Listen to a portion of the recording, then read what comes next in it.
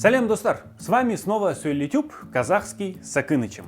Сегодня мы окунемся в изучение темы, очень важной для казахской культуры в целом. Это казак салт дәстүрлері, казахские обычаи и традиции. В казахской культуре традиции играют настолько большую роль для человека, что начинаются прежде, чем этот человек появится на свет. Это традиция курсак той аталады. Курсак – это утроба матери. У каждой келін есть муж. У этого мужа, как правило, есть брат. Жена этого брата зовется абысын. И как только свекровь и абысын узнают, что келін в положении, они должны всячески опекать и оберегать будущую маму. В честь такой хорошей новости они начинают приготовление к курсак той.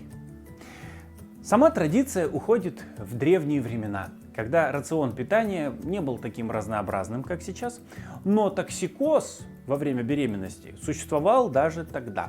Считалось, что беременная женщина не должна испытывать голод.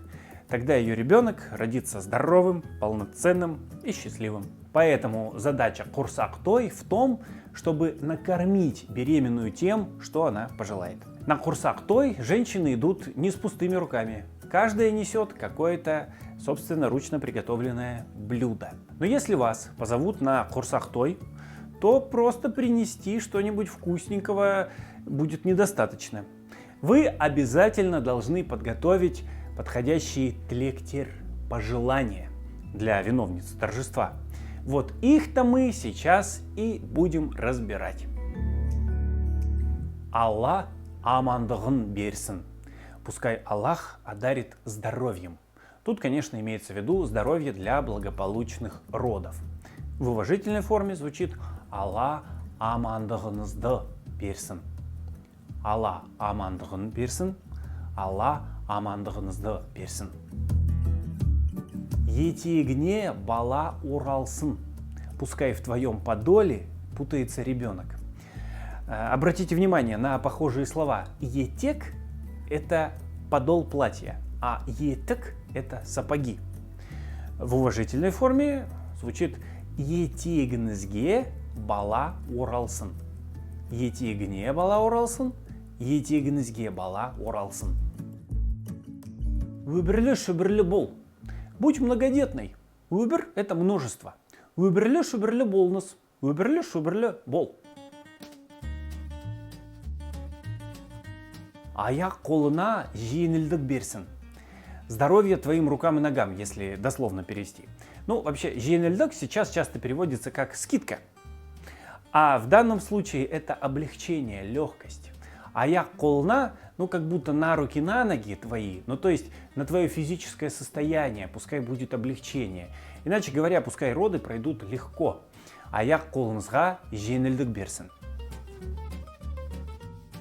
Развивая эту тему, рассмотрим такую конструкцию с глаголом толсын. Толу – это наполнять. Толсын пускай наполнится. Дальше мы подставляем, что наполнится и чем наполнится. Ну, например, дом. Үй – это дом. Үйін – твой дом. Наполним его, например, детьми. Дети – балалар.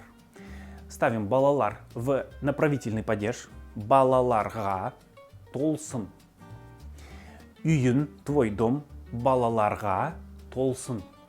Уважительный. Үйініс балаларға толсын. Теперь можем вместо детей сюда поставить другое слово. Ну, например, детский смех. Смех – это күлкі. Күлкі. Детский смех – бала күлкісі. Не забываем про окончание «с», которое говорит о принадлежности. Чей смех? Детский. Детский – бала күлкісі. Также ставим этот смех в направительный падеж. Бала күлкісіне толсын.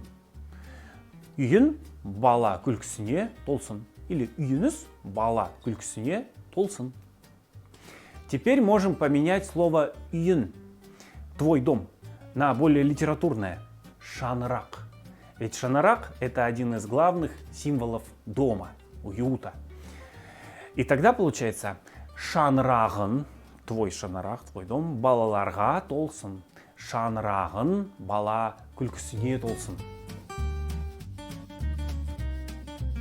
На базе этого тлек мы можем теперь придумывать и строить какие-то свои пожелания. Ну, например, такой вариант. Пусть твой карман наполнится деньгами. Карман – это қалта. Твой карман – қалтаң. Деньги – ақша. Ставим их в направительный падеж. Ақшаға. Ну и концовку мы уже прекрасно знаем. Толсын. Қалтаң – твой карман. Ақшаға – деньгами. Толсын. Пускай наполнится. Қалтан ақшаға толсын. Ну или в уважительный. Қалтаныз ақшаға толсын. Чего я вам, собственно, тоже желаю. Возвращаемся к традициям. Когда ребенок родился, то это бесспорно отличная новость, которой все будут рады. Тот, кто первым принесет эту весть в дом, обычно радостно кричит «Сюгиншо! Сюгиншо!». И, согласно давней традиции, этого человека должны чем-то щедро наградить, отблагодарить. Если речь идет о новорожденном, то правильнее будет спрашивать не «кым туды», а именно «не туды», как будто «что родила?». Ну и вот тут обычно есть только два варианта. Кого можно родить, мальчика или девочку. Однако казахский народ даже в такой ситуации предпочитает отвечать как-то оригинально. Например, если родился ул, сын, то лучше сказать «ат устар», держащий коня. Устал — это держать, ат устар — держащий коня. Или ат устар туган, родился держащий коня. Тізгін устар — держащий стремя. Тізгін устар туган, родился держащий стремя. Красиво? Красиво. Еще можно сказать так: ул тулганда күн туар. Тому, у кого родится сын, день и новая жизнь родилась. Ул тулганда күн туар. А если родилась девочка, кыз, то говорят так: ат байлар, привязывающая лошадь. Ат байлар туган. Или шай куяр, разливающая чай.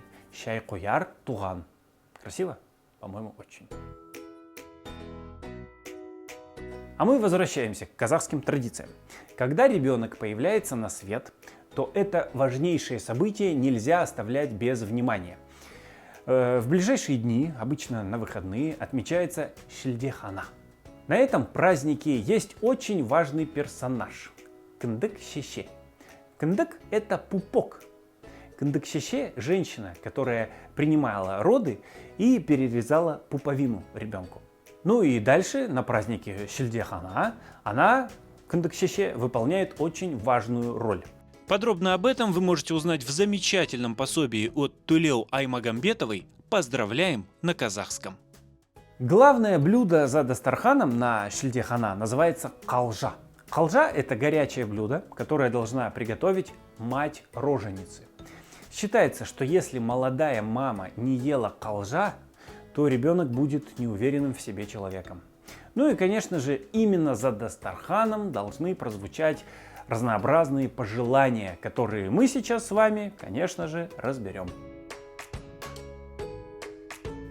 Фраза, которую мы обязательно должны сказать: «Нәрестенің бауы берік болсын». Пусть будет крепко завязан пупок ребенка. Ну, она, конечно, означает отличное здоровье новорожденного. Здесь можно сказать так: Баланың бауы берік болсын. Смысл остается тот же, но лучше использовать именно слово «нәресте» – младенец. Нәрестенің бауы берік болсын. Кішкентайдың өмір жасы ұзақ болсын. Пускай жизнь ребенка будет длинной. Вместо слова «кішкентай» – малыш можно использовать «бала». Можно «баланың өмір жасы ұзақ болсын». А если у ребенка уже есть имя, то смело подставляем его в эту конструкцию. Мысалы, әсеттің өмір жасы ұзақ болсын. Шырынның өмір жасы ұзақ болсын.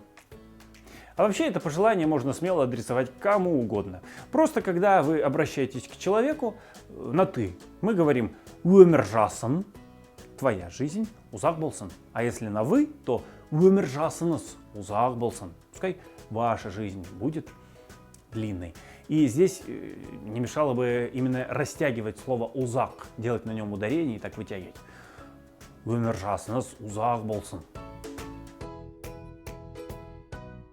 Ну что ж, сегодня прибавилось несколько слов и выражений, которые обязательно нам пригодятся в разговоре. Главное их учить и активно применять. А в следующем ролике мы продолжим изучать казахские традиции и связанные с ними фразы. Увидимся в новых роликах с YouTube казахский с Акинычем.